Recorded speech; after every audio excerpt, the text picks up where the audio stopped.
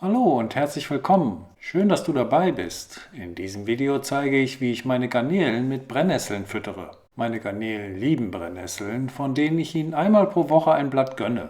Die Brennnesseln sind für ihren recht hohen Gehalt an Calcium bekannt, welches die Garnelen für den Aufbau ihres Panzers benötigen. Beim Sammeln von Brennnesseln sollte man allerdings einiges beachten, damit die Garnelen keinen Schaden nehmen. Ungeeignet sind Brennnesseln, die an viel befahrenen Straßen wachsen. Rückstände von Abgasen und Reifenabrieb lagern sich dann möglicherweise auf den Blättern ab und können die Garnelen im schlimmsten Fall vergiften. Ich persönlich würde auch keine Brennnesseln an stark frequentierten Spazierwegen pflücken, wo die Gefahr besteht, dass zum Beispiel Hunde ihr Beinchen heben. Ganz meiden sollte man Brennnesseln, die in der Nähe von landwirtschaftlich genutzten Flächen wachsen, da diese mit Herbiziden und Pestiziden belastet sein können. Ich habe das Glück, in der Nähe von einem naturbelassenen Park zu leben, in dem Brennnesseln stehen gelassen werden und wo ich sie ernten kann. Bis zum Juni sind die Blätter meist noch frisch und grün, aber ab Juli wird es dann schon schwieriger, geeignete Brennnesseln zu finden. Besonders wenn sie direkt in der Sonne stehen, werden sie zu dieser Zeit meist schon gelb und verwelken langsam.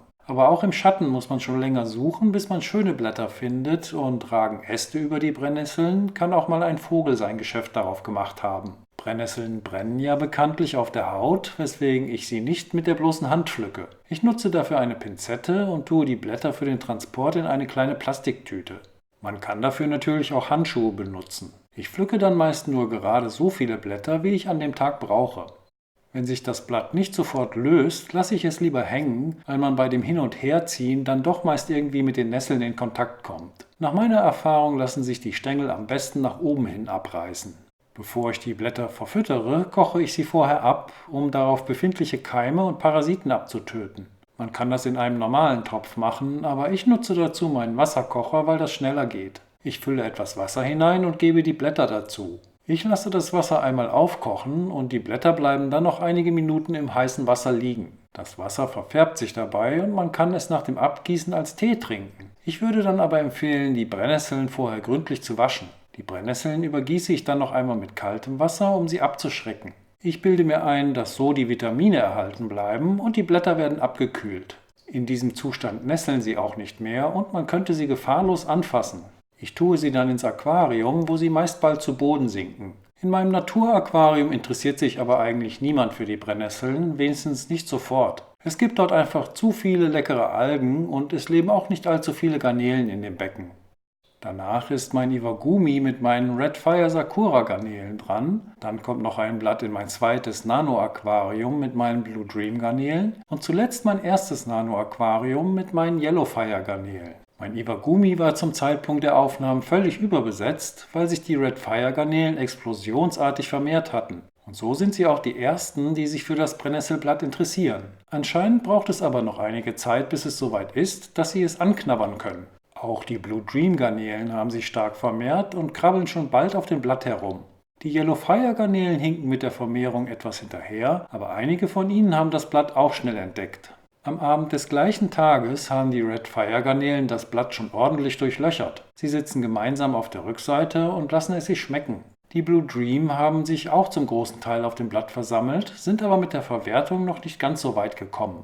Die Yellow Fire lassen sich noch ein bisschen Zeit, haben dabei aber schon das eine oder andere Loch ins Blatt gefressen. Am nächsten Morgen ist im Iwagumi nur noch ein Gerippe übrig. Fast alles Grün ist herausgefressen, was man hier von der Seite noch einmal besser sehen kann. Aber es scheint noch genug Fressbares daran zu sein, um die Garnelen anzulocken. Aber auch die Blue Dreams waren nicht faul und sind immer noch fleißig am Fressen. Bei den Yellow Fire versammeln sich nun langsam immer mehr Garnelen auf dem Blatt. Im Naturaquarium hat mein CPO das Brennnesselblatt gefunden und macht sich daran zu schaffen. Die Garnelen sitzen aber weiter lieber woanders und putzen das Aquarium, was mir auch recht ist. Dass sie im Allgemeinen Blätter mögen, haben sie an diesem Buchenblatt bewiesen. Aber es hat auch sehr lange gedauert, bis sie das soweit hatten.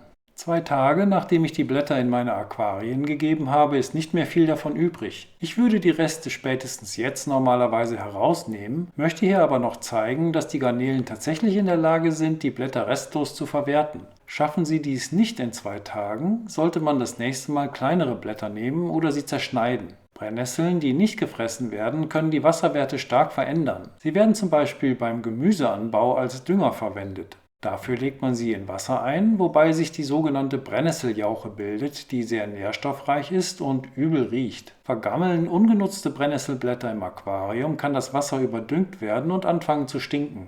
Hat man aber die richtige Portion für seine Garnelen herausgefunden, ist bald nur noch der Hauptstrang des Blattes übrig, den sie auch noch auffressen, wenn man sie lässt. Hier jetzt noch einmal der direkte Vergleich, wie das Blatt am Anfang ausgesehen hat. Man kann übrigens auch Spinat oder Kohlblätter an die Garnelen verfüttern. Hier fressen sie gerade das Grün von Kohlrabi. Da würde ich aber nur Blätter von Biogemüse nehmen und diese höchstens einen Tag im Wasser lassen, weil sonst das ganze Aquarium nach Kohl riecht. Brennnesseln lassen sich auch super gut trocknen, sodass man sie auf Vorrat sammeln kann und dann vielleicht sogar den ganzen Winter etwas davon hat. Beim Abkochen werden sie sofort wieder weich und sehen danach eigentlich wie frisch gepflückt aus. Tut man sie getrocknet in eine Plastiktüte, sollte diese auf jeden Fall zur Belüftung oben offen bleiben. Besser ist wahrscheinlich eine Papiertüte oder ein sauberer, geöffneter Karton.